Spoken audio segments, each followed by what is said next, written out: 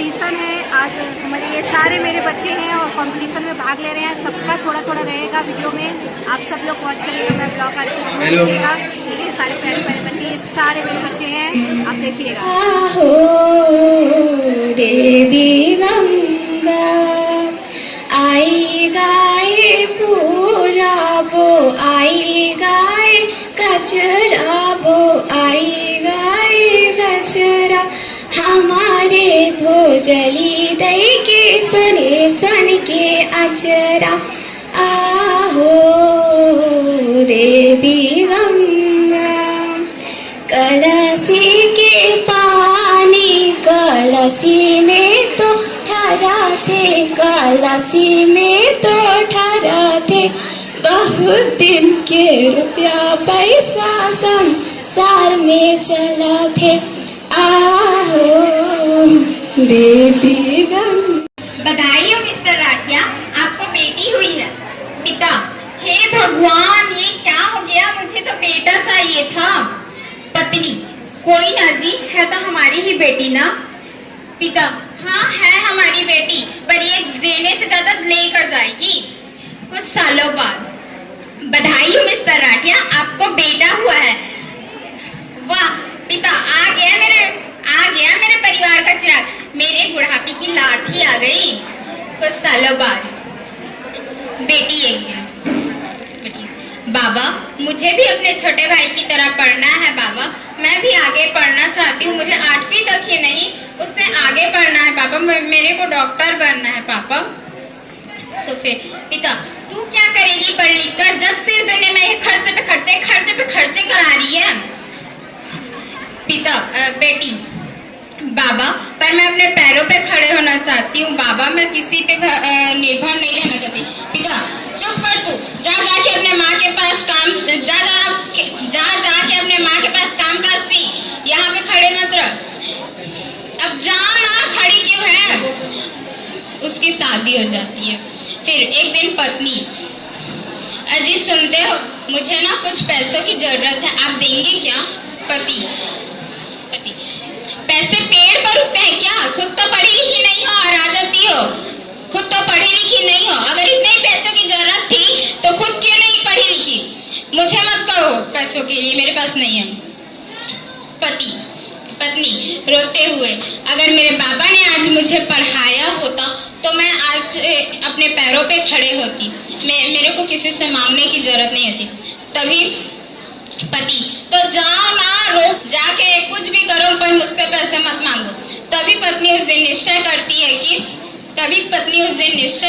कि वह अपना स्वरोजगार खोलती है और प्रण लेती है कि वह अपनी बेटी को पढ़ाएगी और इस काबिल बनाएगी कि वो अपने पैरों पर खड़ी हो और आत्मनिर्भर। स्कूल में बच्चों के द्वारा समोसा लाया गया है और इस समोसा को हम खाते हुए, ये देखो सारे लोग, ये लो खा लो समोसा।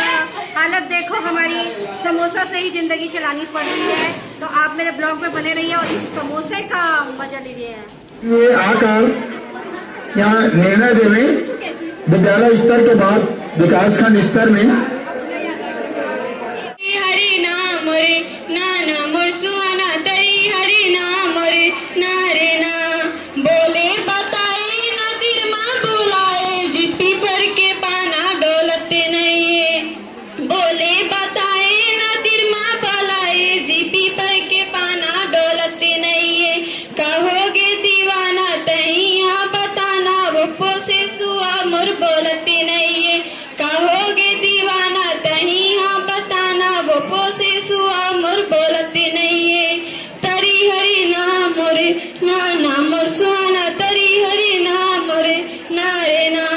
तरी हरि नाना मोर नाना सुहाना, वो पीपर के पाना डोलते नहीं। तरी आकर बैठ जाती है। वहीं पर उसका पोता खेलता रहता है।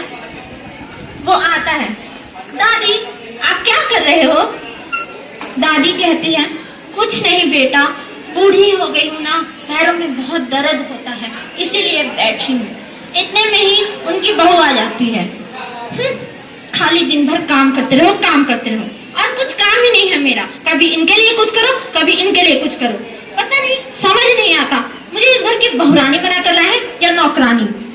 इतने में ही दादी कहती है, बहू मुझे भूख लगी है, क्या कुछ बना है खाने को? बहू कहती है, हाँ हाँ मैं तो यही करने के लिए आई हूँ, कभी आपको खाना बना कर दो, कभी कपड़े धो, कभी बर्तन मांजो, ला रही हूँ खाना, रुक जाइए। इतने में ही वो जाती है और खाना लेकर आती है, पर खाना 2 प्लेट में आता है। एक प्लेट में रूखी सूखी रोटी और रात की बची हुई सब्जी वगैरह, एक प्लेट में बहुत सारे खाने वाने की चीज रहती है जिसमें मीठा और बहुत सारे प्रकार के खाने रहते हैं। वो एक थाली जिसमें रूखी सूखी रोटी रहती है उसे फेंक कर देती है, ये लीजिए खा लीजिए। पता नहीं कितना खाती है, हमारी आधी तनख्वाह तो यही खा जाती है। और एक थाली को रखती है बगल में और अपने बेटे को खोजने लग जाती है, बेटा कहाँ गए तुम? इतने में वो बेटा आता है, हाँ मम्मी। वो कहती है, बेटा आज मैंने तुम्हारे पसंद का खाना बनाया है तुम्हारे लिए, आओ मैं तुम्हें अपने हाथों से खिला दूं।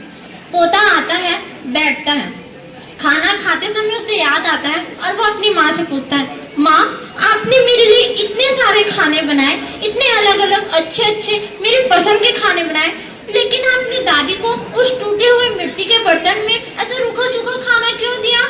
इतने में उसकी माँ कहती है, अरे तू किस बातों में ध्यान दे रहा है? उस बुढ़िया को देखा, उसका एक पैर कब्र में एक पैर जमीन पर है, तू उसके बारे में मत सोच, उसके लिए यही सही है। तू इन सब चीजों में ध्यान मत दे, तू अपनी पढ़ाई और खेल कूद में ध्यान दे।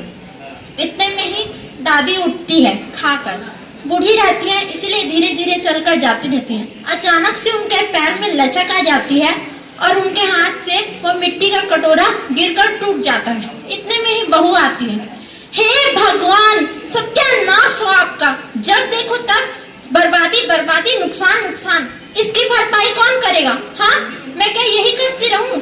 अब आपको खाना किस में दूंगी मैं?